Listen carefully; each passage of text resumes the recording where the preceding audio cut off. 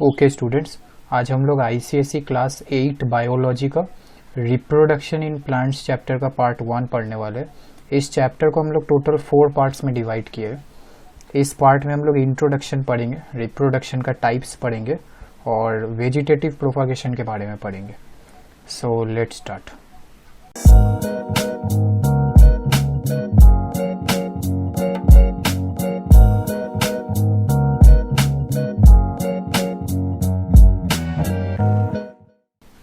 तो सबसे पहले हम लोग जान लेते हैं कि रिप्रोडक्शन किसे कहते हैं। तो रिप्रोडक्शन मतलब होता है production of new individuals similar to parent. ठीक है, तो जो भी पेरेंट ऑर्गेनिज्म अपना एक न्यू इंडिविजुअल को प्रोड्यूस कर रहा है और वो जो न्यू इंडिविजुअल है वो अपने पेरेंट को ही रिजेंबल कर रहा है, मतलब it is similar to the parent, then that process is known as reproduction. ठीक है, तो अब देखो क्या हो रहा है। रिप्रोडक्शन 2 टाइप्स के होते हैं। Asexual reproduction. Asexual reproduction means only one parent is involved and fusion of gametes is not involved. ठीक है, तो अगर आप लोग रिप्रोडक्शन इन एनिमल्स चैप्टर का वीडियो देखे होंगे तो आपको पता होगा कि गैमेट्स किसे कहते हैं। ठीक है, तो गैमेट्स जो है वो एक तरह का सेक्स सेल्स है जो कि रिप्रोडक्शन में मदद करता है। ठीक है, and it is produced by mail and female parent. But अगर हम लोग एसेक्सुअल रिप्रोडक्शन में देखें तो एसेक्सुअल रिप्रोडक्शन में सिर्फ एक ही पेरेंट इन्वॉल्व है। मतलब मान लो कि अगर ये एक ऑर्गेनिज्म है, ठीक है, तो ये ऑर्गेनिज्म ऐसे डिवाइड होकर ऐसे 2 ऑर्गेनिज्म बन जाएगा। ठीक है, दिस इज एसेक्सुअल रिप्रोडक्शन। तो और भी बहुत सारे कैटेगरीज आ जाते हैं सेक्सुअल रिप्रोडक्शन। तो इसमें क्या हुआ, गैमेट्स का फ्यूजन इन्वॉल्व नहीं हुआ। बट अगर हम लोग सेक्सुअल रिप्रोडक्शन देखें तो देयर इन्वॉल्व्स 2 पेरेंट्स। ठीक है, तो सेक्सुअल रिप्रोडक्शन में 2 पेरेंट्स आ जाता है और fusion of male and female gamete occurs. ठीक है, तो इसमें fusion of male and female gamete होता है। तो कैसे हो रहा है, मतलब मान लो this is the male parent, this is the female parent. तो मेल पेरेंट जो है वो अपना मेल गैमेट प्रोड्यूस करेगा।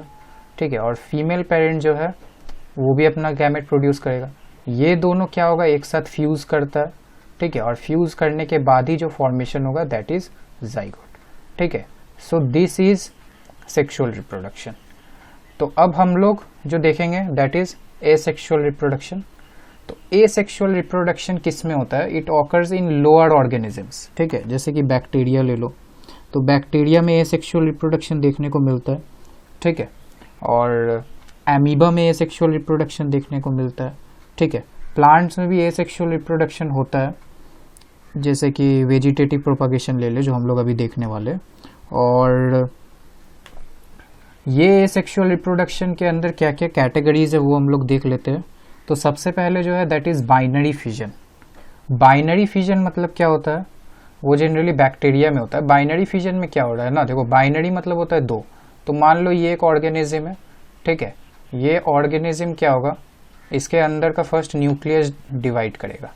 ठीक है, मतलब वो कुछ ऐसा हो जाएगा, उसके अंदर का न्यूक्लियस डिवाइड हो जाएगा और फिर वो ऑर्गेनिज्म डिवाइड होकर 2 ऑर्गेनिज्म फॉर्म कर लेगा। So this is known as binary fission. अच्छा, एक और प्रकार का फिजन है दैट इज मल्टीपल फिजन, जो कि क्लेमाइडोमोनास में देखा जाता है और प्लाज्मोडियम में भी देखा जाता है। ये क्या है, कुछ ऐसा है, मतलब मान लो ये एक ऑर्गेनिज्म है और इसके अंदर का पहले न्यूक्लियस बहुत सारा में डिवाइड हो जाता है। ठीक है, ये बहुत सारा में डिवाइड हो गया और फिर उसके आसपास में एक कोटिंग लग जाएगा और वो सारा फिर बाहर निकल जाएगा। So this is known as multiple fission. Okay, this occurs in chlamydomonas, plasmodium, chlorella. अच्छा, next that is budding. Budding yeast में देखा जाता है। तो बडिंग में क्या हो रहा है, मान लो दिस इज द ऑर्गेनिज्म, इसमें क्या होगा, बर्ड फॉर्मेशन होगा। कैसे, इसके ऊपर में ऐसे बर्ड फॉर्मेशन होगा। ओके, और ये बर्ड फॉर्मेशन जब ये प्रॉपरली ग्रो हो जाएगा तो वो क्या होगा, इसमें से डिवाइड हो जाएगा। डिवाइड होके दिस इज द पेरेंट और ये फिर अपना एक न्यू इंडिविजुअल बन जाएगा। So this is known as budding. उसके बाद आ जाता है फ्रैगमेंटेशन। फ्रैगमेंटेशन स्पाइरोगाइरा में होता है। फ्रैगमेंटेशन मतलब मान लो this is the organism, okay, और ये डिवाइड होके 2 डिफरेंट ऑर्गेनिज्म बन गया। ओके, फ्रैगमेंटेशन मतलब to be broken down into fragment. Spore formation, spore formation fern में देखा जाता है। तो अगर आप लोग फर्न का लीफ देखेंगे, मतलब मान लो this is the leaf of the fern, तो फर्न का लीफ में ऐसे ऐसे स्पोर्स रहते हैं। ओके, अब ये स्पोर्स क्या होगा, they will flu away with the help of air, और वो जहाँ पर भी गिरेगा वहाँ से एक न्यू प्लांट एराइज हो सकता है। So these are some of the categories of asexual reproduction. अब हम लोग जो देखेंगे दैट इज वेजिटेटिव प्रोपागेशन। तो देखो वेजिटेटिव प्रोपागेशन प्लांट्स में हो रहा है। वेजिटेटिव प्रोपागेशन मतलब क्या होता है, जब new plants are produced by vegetative part of the plant. तो देखो जब प्लांट का वेजिटेटिव पार्ट है, जैसे कि लीफ, स्टेम और रूट के जरिए अगर कोई न्यू प्लांट एराइज हो जाए, तब हम लोग उसे वेजिटेटिव प्रोपागेशन कहेंगे। और ये जो वेजिटेटिव पार्ट है उसे हम लोग प्रोपाग्यूल्स कहते हैं, ठीक है। जैसे लीफ, स्टेम या रूट जहाँ से न्यू प्लांट अराइज हो रहा है, दैट इज नोन एज प्रोपाग्यूल्स। और ये जो फेनोमेना या ये जो प्रोसेस है, इसको हम लोग कहते हैं वेजिटेटिव प्रोपागेशन। अब ये वेजिटेटिव प्रोपागेशन नेचुरल भी हो सकता है, आर्टिफिशियल भी हो सकता है।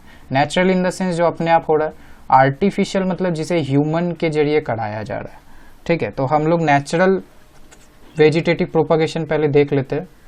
तो नेचुरल वेजिटेटिव प्रोपागेशन में सबसे पहले that is reproduction by stem.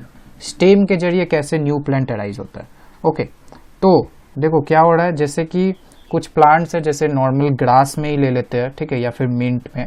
तो उसमें क्या होता है ना, ये जो स्टेम आप देख पा रहे हैं, ये स्टेम क्या होता है, ऐसे it will run parallel to the ground, ठीक है। मतलब ये अगर ग्राउंड है तो उससे वो पैरेलली ऐसे ग्रो कर रहा है, और उसमें से क्या होता है, फिर कुछ रूट्स अराइज होते हैं, जो कि रूट्स फिर सॉइल में ऐसे चले जाते हैं, यहाँ पे आप देख सकते हैं, और वहां से फिर एक न्यू प्लांट अराइज हो जाता है।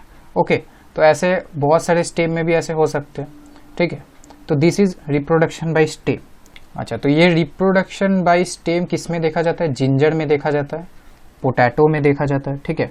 पोटैटो में कैसे हो रहा है, तो देखो अगर आप लोग पोटैटो को कभी देखेंगे तो पोटैटो में ना ऐसे आईज रहते हैं, ठीक है।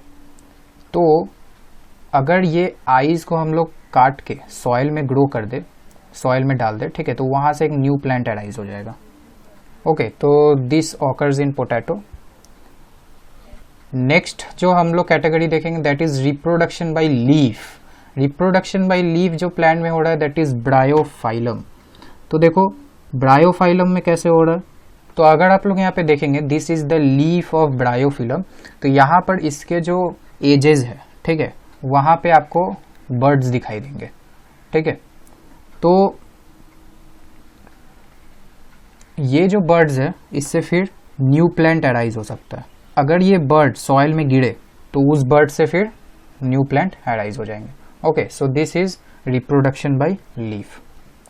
अब हम लोग देखेंगे रिप्रोडक्शन बाय रूट, जो कि हो रहा है स्वीट पोटैटो, एस्पेरागस में। सो this is the sweet potato. Okay, तो अब ये रिप्रोडक्शन बाय रूट होता कैसे है। अच्छा, तो ये कैसे हो रहा है, मान लो this is the soil and this is the plant. Okay, तो अब ये जो प्लांट है स्वीट पोटैटो का, इसका जो रूट है वो क्या होता है ना, ऐसे स्वोल हो जाता है। Okay, these are ultimately sweet potatoes.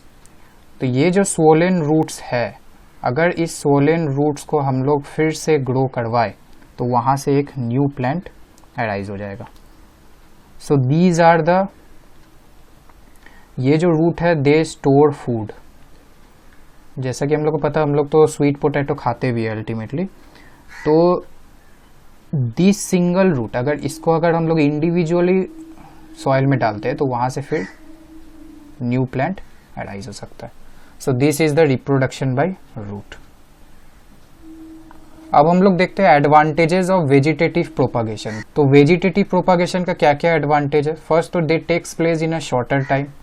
New plant spread very fast in a small area, ठीक है। तो अब जैसे कि हम लोग देखें, मान लो दिस इज द एरिया, तो यहाँ पर अगर एक प्लांट है तो उससे फिर बहुत सारे प्लांट हो जाएंगे, ओके, बाय वेजिटेटिव प्रोपागेशन। तो एक लिमिटेड एरिया में ही हो रहा है। और थर्ड जो है that is good characters of mother plant are retained by daughter plant. जैसा कि एक ही प्लांट से बाद बाकी सारा प्लांट्स हो रहा है, तो एक मदर प्लांट का जो कैरेक्टरिस्टिक्स है वो डॉटर प्लांट्स में भी रहेगा। Okay, so these are the advantages of vegetative propagation. Next we will see the disadvantages of vegetative propagation. तो देखो disadvantage में पहला तो can be affected by disease। मतलब मान लो this is the mother plant, okay, this is the mother plant.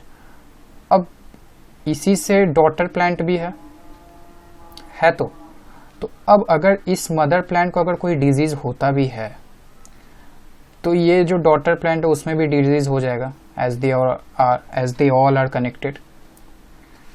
Second is daughter plants are restricted to a particular area. हाँ, अब ये जो प्लांट्स है ये तो पूरा एक फार्म में तो स्प्रेड नहीं कर सकते। जहाँ पे मदर प्लांट है बस उसके आसपास में ही डॉटर प्लांट अराइज हो सकते हैं, तो वो बस एक लिमिटेड एरिया में ही रह जा रहा है। तो ये एक डिसएडवांटेज हो गया वेजिटेटिव प्रोपागेशन का। ओके, सो इसी से हम लोग का नेचुरल वेजिटेटिव प्रोपागेशन खत्म हो चुका है। नेक्स्ट पार्ट में हम लोग आर्टिफिशियल वेजिटेटिव प्रोपागेशन के बारे में पढ़ेंगे। So thank you for watching, we will meet in the next video.